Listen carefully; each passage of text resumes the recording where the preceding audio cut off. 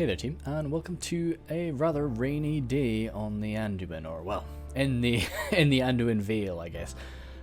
We have a good versus evil 3v3 battle today. I'm playing as Cant with my nice Nurad halberd line. Definitely got some Nurad. Actually, oh, cheaper sake. Let's pause it for while I have my army lined up like this. Got my Brotherhood of the Axe next to some Variag bows, some more nomadic infantry and nomadic raiders there. Some more Variag bowmen, sorry about that, and then nomadic marauders. Next to them, the Nurad footman battle line, and Stormguard, Nurad Stormguard with my general, no doubt. Don't know where he is, but he'll be there. Can we see him? Actually, it doesn't look like he's there. Brotherhood of the Lance, and then Nurad retainers, and some Variag cataphracts. So 3 units of cav. Definitely more cavalry than I'm kind of usually taking, but I just wanted to beef them out a bit more because, I'm canned. And I think I've actually got him in the Brotherhood of the Axe like a crazy person. He's somewhere. Yeah. No. We'll see him. And then back to let's slow it up now to like 0.6 to make sure we get through this. Critch to my right, my fellow evil man of Rhun. He's got his Camel's Dragon Knights, Loke in his rim, double Horse Guard, Eastern Horse Guard, and then Variag Mercenary Riders. Some of my Variag men have joined him. Then some Eastern Guard, no armor upgrade for those boys. A Loke Gamprim, Eastern Clansmen with those double armor upgrades. More Eastern Clansmen, and then more Gamprim. Narim, Chosen, Flag Rim, Crossbows, Narim, Crossbows. And the Flag Rim again.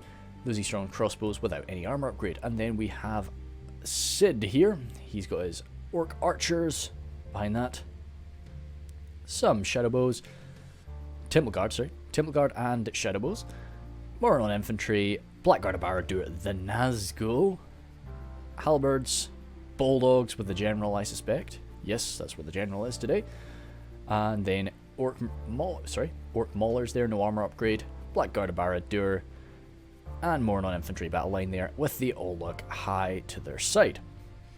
So, a good thing about this was we were of course all in the same TeamSpeak channel. We can all speak to each other all throughout. We know each other, so that's a very beneficial thing in a 2v2 or a 3v3 or definitely in a 4v4 as well.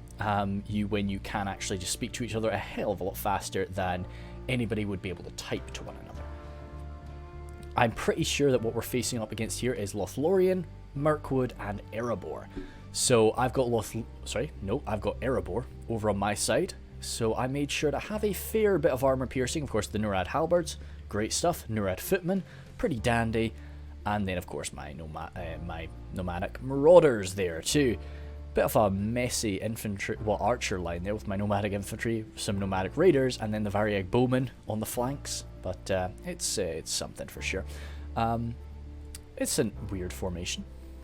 Where is my general? Right, he's not with the storm. Yeah, he's not with the Storm Guard. Where the heck is my general? Not with the Brotherhood of the Axe. Brotherhood of the Sword has him maybe. He's not with the Nurad retainers. Surely not. Where the hell is he? Did I put him? Oh, I did put him on the Variag cataphracts. Okay, it's kind of unusual for me to put my general in a cavalry unit, but hey, I've decided to do that today, it seems. So definitely, we know we're going to be struggling in terms of getting shot at. We know that that's something we're not really going to be winning the ranged engagement today, but we've still got a good bit of firepower ourselves. The Mirkwood forces are not really going to be too well armoured.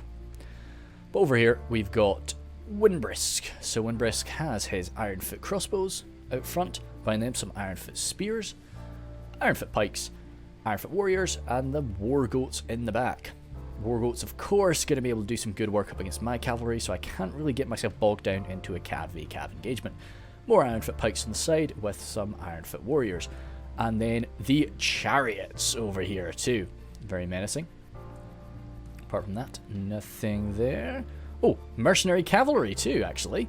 And then the Ironfoot Hammer Guard, of course. Wait, are there two Hammer Guard? Wargoats there and Hammer Guard. So he's actually got the cavalry advantage over me, which can, without a cavalry advantage, is a very frightening concept. Egusama here is leading the forces of Mirkwood with his Hiri Lang and Hiri Ek out front. Behind them, Hiri Peng, Hiri Oth, Hiri Lang, Hiri Oth, Peng, Oth, Elven King Palace Guard, Ents, and the Huntsman of Amon Lank. Then, next to him, Lord Blackcoal has the Lorinand Archers, March Wardens of the Wood, March Wardens, and Lorinand Archers. Lorinand Spears there, Elder Council, Axemen, Mounted Company, Kindred, Blades, Spears, all off the wood, of course. And over on the far, the Mounted Company, of course. So, we'll probably be slowing it down quite quickly, but as is always going to be the case in 3v3s or 4v4s, we're going to miss things. So I'm sorry about that. So seeing this, unfortunately poor old Sid is going to be by himself facing off against two Wood Elf factions. And but this does mean that Critch and I kind of have a nice 2v1 situation here up against the Dwarves of Erebor. So we're going to need to jump on that as quickly as we can, while really Sid just tries to survive. And Mordor's not really the best survival faction. They've got numbers, I suppose. But we can definitely support him with cavalry, while we flood forward with our infantry. The Wargoats there with their crossbows are going to be mincing through my boys, but I'm not really too worried about that. My bowmen are kind of there to take fire. I'm really going to be relying on my halberd and Nurad footman battle line to get my kills here. As I say, the archers, just there to make him shoot his crossbows at me. And also, hopefully kill off some cavalry. I charge him with my Brotherhood of the Lance, which is a very risky thing to do, but he was stationary, and I thought, yeah, stuff it. Just have a go. And I managed to, you know, come out of that looking pretty good. Killed off 3 of them, lost a bunch of my cav, but all in all, it felt like a nice trade. And then the Varia Cataphracts are coming in to try and do the same. And just disable this very potent unit quite quickly. We'll slow it down immediately, actually, to 0.8. Just a little bit slower than normal. Damn this weather, sir, and all that, of course. Oleg Kai coming out here, trying to deal with the Mounted Company, but the Melkor's chosen, to be honest, will be able to handle that. The Oleg Kai will just be adding insult to injury. I think it's almost destroyed by the time they've arrived. But that will at least give Sid the cavalry advantage over here, as his archers are doing the best that they can. The Orc fodder just kind of holding the enemy forces back here. It seems might have been a misclick. Oh gosh, what caused... Oh right, oh dearie me. These poor orc fodder just got absolutely eviscerated.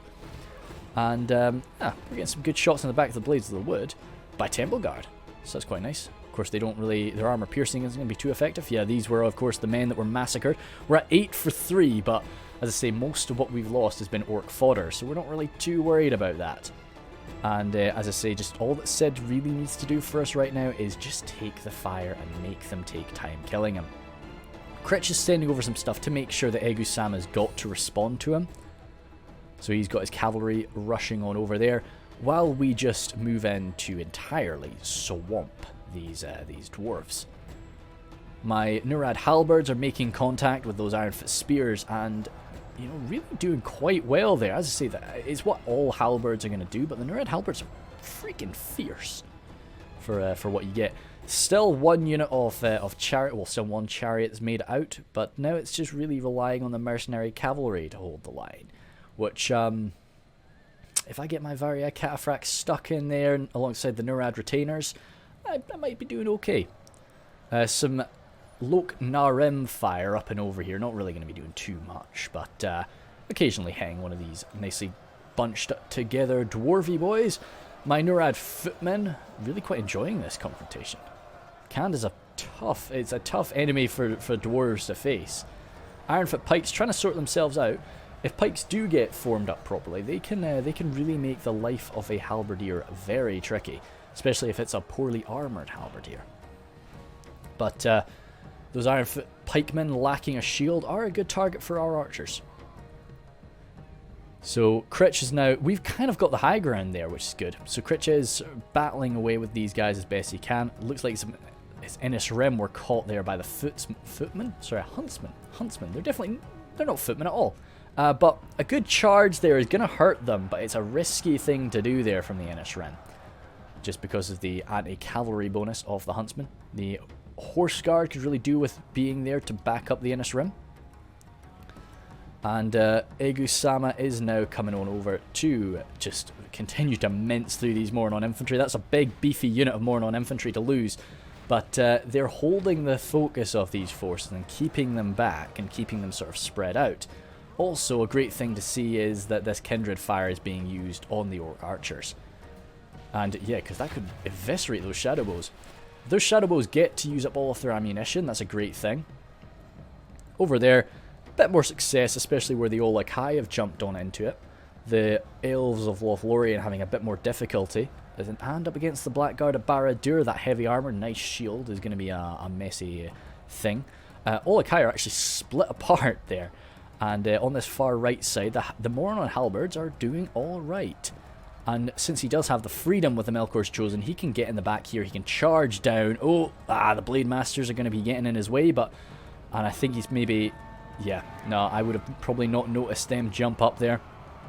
But either way, the Melkor's Chosen will kill off quite a few of these guys. You definitely want to get them charging in and out, though. The Ents are still surviving, though. That's a very unpleasant thing for us to see. Variag Mercenary Riders taking some shots into the back. And this overwhelming force of Innis Rim, backed up by the Dragon Knights, have finally dealt with the Huntsman. While the Dwarves of Erebor bravely form their last stand. Oh, the desert, okay, well I suppose, that's fine. Nurad Footman there, still cracking into the Dwarven armour. Now that the pikes have sort of properly formed up, they are holding a lot better. And I need to get my Brotherhood of the Axe up in there. Oh, they are in the fight, so that's good to see. Even my Nomadic Marauders, who still, I'm not sure, are they armor piercing in melee, or is it just the javelins? Because as I say, if they're armor piercing in melee, they are an exceptional unit. Even with you know, the effect when dusted their javelins. Then the Storm Guard have slipped on through as well. They are, you know, a halberd unit, but they're pretty disjointed right now. Hammer Guard there, I don't want them to mince it up with my cavalry, who we have quite a big cavalry blob fight going on here on the left. Good stuff there from Sid, managing to bring down the Lothlorien general with a charge there. But you can see the amount of my cavaliers that have just dropped there fighting up against the War Goats. Varia Catfrax are still alive, but the poor Nurad Retainers and I suspect probably the Lancers are... oh, yep, Lancers are struggling a bit, but they've still got a few of their number. But the Mercenary Cavalry have been broken. They might be back. The War Goats are out of there too, but the Hammer Guard are still a very frightening thing to face. All the way across the line, I'm kind of winning. The assistance from Critch was very helpful. So that has definitely given me the advantage, and it's also just the amount of halberds I've got across the front line that's really helping me out. And on this far side, though, not so good, as those Ironfoot warriors are actually being quite resilient to the heavy axes of the Brotherhood. And on the far right here as well, it's a little bit nasty, even if I'm able to get around for a flank with my Marauders. Critch has moved the vast majority of his forces down the hill now, just because I've kind of got things under control here, and we need to make sure that they can't totally form up. Sid's general has just dropped there, facing off against some of the Elder Council.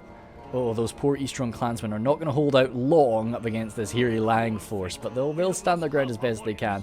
The Ents may end up scaring them away, though. All of this Narim fire is hitting the mark quite well against these lightly armoured men, well, elves of Mirkwood. And there's so many Eastron crossbow in Critch's army. Just doing their best to hold the line. What are we at now? 48 for 50. So, you know, after the fodder's dead, we have been catching up. Not too many kindred left, but we're not seeing too many Melkor's Chosen corpses. I wonder where they've gotten to. They're over here. Still 17 of them. Moranon halberds holding after they've sort of dealt with that. Looks like they're reforming, hopefully going to be coming on into the centre. The Olokai showing their resilience there. They've been fighting for quite some time now up against these high damage Lorenan Axemen. And they're still doing well, but they do have that nice beefy armour value, so you really do want an armour piercing unit to go up against them. But it looks like the Melkor's Chosen are going to try and win this fight for the Olokai. Coming in for a very nasty charge to those poor Lorenan Axemen. You drop down, definitely over 10 of them there. Which is very unpleasant. The Lothlorien spearmen are coming though, so those Melkor's Chosen need to get out. But still, poor old Mordor has been our sacrificial lamb. And with the exception of those elite units, there's not too much left. Orc archers are still doing their thing, but that's about it. So we're going to be having to face off against some of the Lothlorien men. And we'll just see what Critch can do up against Mirkwood. Coming down onto the flat ground, we don't really have an advantage over them. These poor Eastron clansmen, they may look pretty exceptional in their nice golden boy armour, but they will rout just the same as standard militia. The Axemen, oh, good charge there by the Rim. Right into the back of those Hirioth. This is just a tough thing when you're facing up against the evil men of any faction and you're playing as an elf. You're always going to have gaps in your formation or your battle line, just because the enemy have so many more troops than you do, so many more units than you do, that it's always tough to hold them back. These strong clansmen here are routing off as well, not really inflicting many casualties, but they've just kept these guys away from the front line long enough that we've been able to come in for a few backstabs with the Rim and so on, and really mop stuff up. Elven King Palace Guard from Egusam is still around. Definitely got the melee capabilities to go toe-to-toe with just about everything from Rhun. And my nomadic infantry are coming forward now. They are a hybrid unit at the end of the day, but this is fighting Ironfoot warriors is maybe beyond them. I do not want those crossbows to reform, so I'm sort of charging them away a bit, trying to kill off a few more of them. But the Hammer Guard are maybe. I know we do have some halberdiers over there, bringing their halberds down, cracking on top of those poor war goats. Very heavily armoured as they may be. The armour-piercing halberd is going to be making light work of that. Then I still do have my cataphracts alive as well, so we do have something that can at least try to fight the Hammer Guard. Archer fire here into these heavily armoured Ironfoot boys. Once again, just trying to destroy them, trying to make sure that they don't come back into the fight. And just kill them as quickly as I can so that I can reform and hopefully... Ooh, we're seeing some burning there from the Narim. We're wanting to come in and assist the forces of Critch here. As the Hiri Lang... Oh, no, that was a nice beefy unit of Gantbrim we saw routing. Don't know where it was. But this other one's kind of struggling, and it's probably pretty close to routing as well, as it's just about entirely surrounded there. Let's get a closer view on the mini-map of that. Gosh, that does look insane. The Rim, though, we do have the cavalry advantage, and we're just able to run riot and strike at whatever we please. And so much of the enemy's power lies in their archers. Ooh, I think they did get their lances down in time there, but that was pretty slow from those boys. So... 2 hit points though, so hopefully we've inflicted a good bit of damage there with that charge. March the Wardens of the Woods still alive. Let's have a look at just the few remaining men of, well, the Black Numenorians here of the Temple Guard. Doing okay, but the Lothlorien Axemen will fix that. Over here, the Nazgul are still surviving. And the Elder Council are definitely not going to be able to kill them, but it'll be a very slow victory for the Nazgul, which is perhaps what they want. And on the far side here, the Lothlorien archers. Looks like they've still... I think some of them still might have a bit of ammo. And these poor orc archers getting thrown in to try and face up against the Lothlorien axemen. Oh, it's no surprise that they've broken it. Did they kill anybody in melee? I'm not seeing any elven corpses. No. I think that this... Oh, sorry, these are Lothlorien spearmen, not axemen. Yep, that was, it's one unit of axemen, one unit of spears. I see. Cool. They really didn't have a chance. Those poor archers. But Sid has done his job, and he's held the focus of these Lothloriens. And with the Nazgul remaining, he might even win over here. Which is going to leave it as just us facing off against the Elves of Mirkwood. Horse Guard there, sort of getting caught. Not really a great charge on them. So they are, this is not the greatest position, but they're just holding these spearmen in place so that some crossbow fire can come raining down over them. How is the battle line going for Mirkwood? Not great, actually. The Hiri, it's kind of surprising. The Hirioth fighting up against the Eastern Clansmen and some Flagrim, but I guess it's the occasional stab from the Gamprim, who are currently turned the wrong way around, but they'll I'm sure they'll work that out. They're probably just yelling at their allies that are giving them some friendly fire. There's the one remaining Ent here, but the armor piercing from the Flagrim is really going to help them out against the heavy armor of that Ent.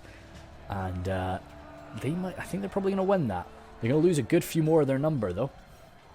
I'm coming running on down the hill now to back up Rhun, because I definitely don't want his front line to break here.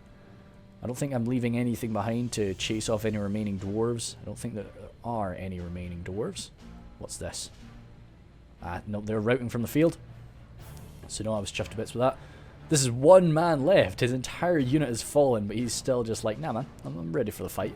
I like it. I really do like when you get this one individual man trying to form a phalanx by himself. It's quite, it's brave. It's very brave. Naram still raining some fire down. Yeah, mostly landing hits, but I think that maybe this is just a bit too far of a distance to be firing like this. Oh wait, bulldogs. What the hell has Sid got his bulldogs all the way over here for? Well, they're fighting, and they'll do pretty damn well over here too, I think. Even some Melkor's Chosen are still alive, coming in and out. There's some of the Hiri Ek that will definitely love to stab into the bulldogs, but sorry, not the bulldogs, the Melkor's Chosen, but still, it's nice to see them. And we're just trying to surround Mirkwood as best we can. Keep those Elders of the Elven King pestered with cavalry charges, stop them from unloading their ammunition on us all, and that should be effective. The March Wardens are still raining their fire down, but the Nazgul are coming in.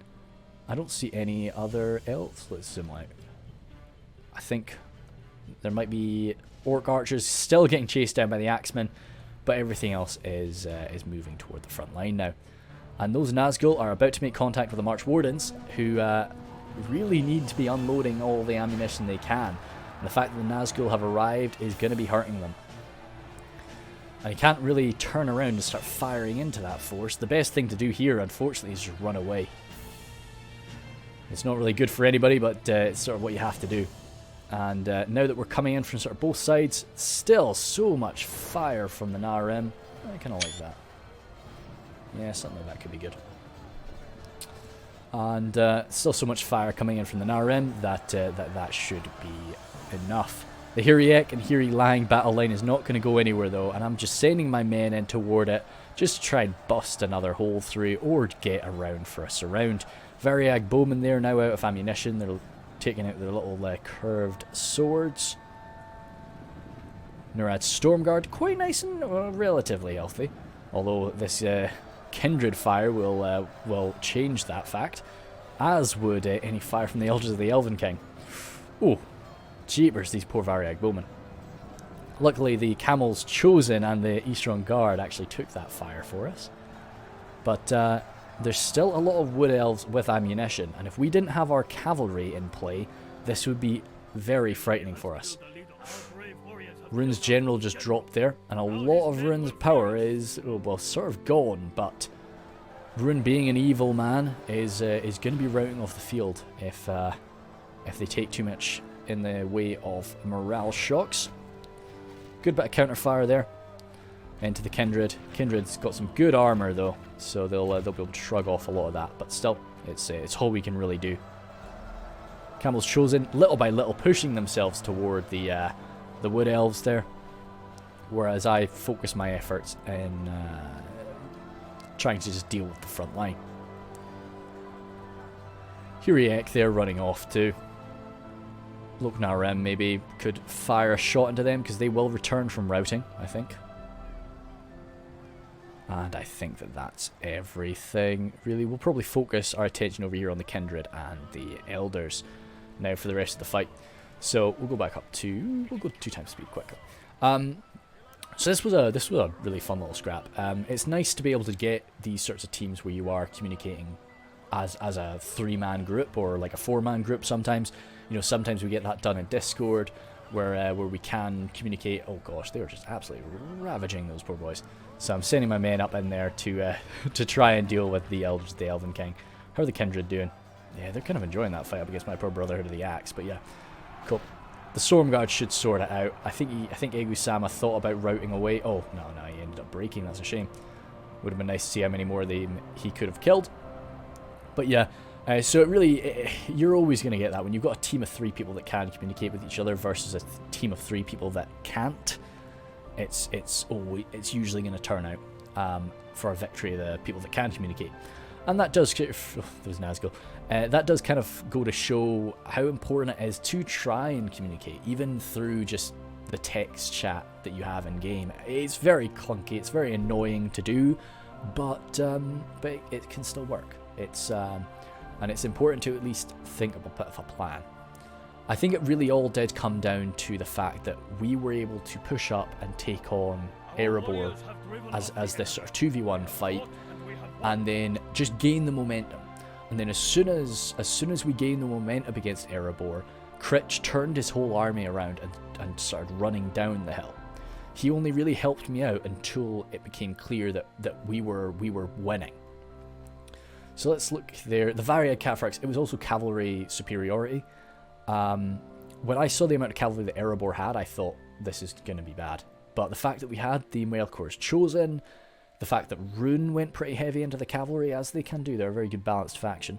And of course me, with my cavalry, with my more than usual amount of cav, I actually got some experience gained for those Varia Cataphracts. But yeah, so the cavalry advantage, I think, was a big part of it. And that really allowed us to shut down all of their high quality archers that could have just sat there and hammered us and ran away from us for ages. They could have really made it feel like you're playing up against the Wood Elves in Warhammer Total War, which, gosh, that is frustrating.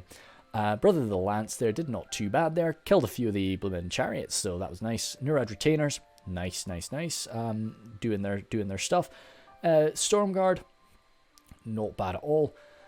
Then the halberds there, yeah, it was my halberds that really brought it home, I think. And of course the Neurad footmen doing a pretty nice job as well. My marauders, not bad at all. Archers, quite impressive from the 79 of those nomadic infantry, but a few of those would have been in melee, no doubt. And the Brother of the Axe, nicely matched up for them. Why did I put them all the way down at the bottom of my army? That's a weird way to... I never really construct my army like that. Always archers or cavalry is at the bottom, but since my general's in cav, the caval's at the top. Anyway, I'm really meticulous. I've got a slight bit of like OCD when it comes to that stuff. But yeah, that's why I like when somebody sends me a battle report and their army is just constructed in this dumb way, you know, with everything just, oh, I'll put an archer here, infantry, archer, spearman, shock infantry, cavalry. You know, it drives me up the wall. Anyway, Critch. Critch doing a pretty damn good job. As I say, we came in together, blasted at him, and then he came on down to sort of look at Egu-sama and say, hey mate, you need to focus on me. You can't just barrel through and deal with Critch as a 2v1. And then Sid, for his army composition, I think he did really well. Mordor is a really not... In my mind, I don't think Mordor is a great faction when it comes to just taking a pounding. They've got the numbers to do it, but still, you know, it would have been a struggle. And I think he played the sacrificial lamb very well for us. So we like that. Lord Blackhole did a good job up against him, so he was the main guy fighting up against Sid. Unfortunate about losing up against the Melkor's Chosen so early. Losing that cavalry really hurts. It's not so much that you want to be coming in for charging all the time, but it's just the fact that he could then come around and charge you.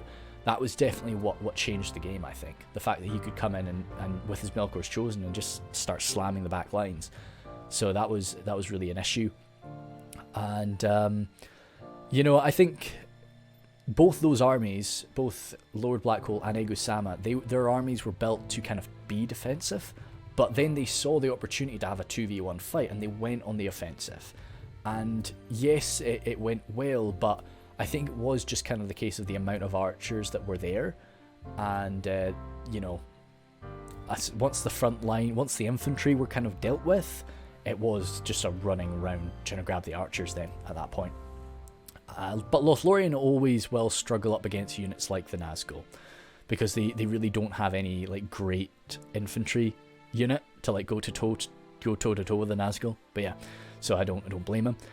Very nice kills and a lot of captured boys. Yeah, you got to add that into it really, because there's so many of those Mordor infantry that just sort of routed off and got grabbed because he really was good with the surrounds. Anyway, Igusama there, good impulse to kind of realize, okay, we're both not needed here. I need to turn around and be ready for Critch coming down that hill.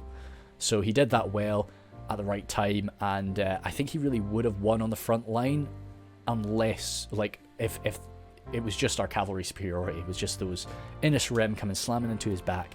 The Dragon Knights running around were an issue. That was really it. And there was just no... The Huntsman did a good job at killing off a bunch of the Innis Rim, but it just wasn't enough to have that one unit of Huntsman. But saying that, that's exactly what I would have done. I wouldn't have taken more than one unit of Cav. And I would have taken the Huntsman. So I would have been in the same situation. And then Windbrisk, I think his army composition was pretty interesting. I liked the amount of cavalry he had. And it was just... I think a lot of it came down to just the fact that taking out that chariot nice and early was quite nice. And then just kind of this initial overwhelming swarm that came at him. And I think he just... we were able to just break through and start ploughing in. And he just wasn't able to use enough of his crossbow fire. And that was really curtains for him. But he held out very nicely, and he held out, you know, long enough for his boys to form a good defense up against Critch and deal with Sid for the most part. So that was nice. Yeah, just too bad about the mercenary cav. You know, they just weren't able to do enough. And I like the mercenary cav myself. I always like to give them a melee upgrade. I don't know if they had them or not for this fight. So yeah, that was a nice little 3v3. Thank you guys very much.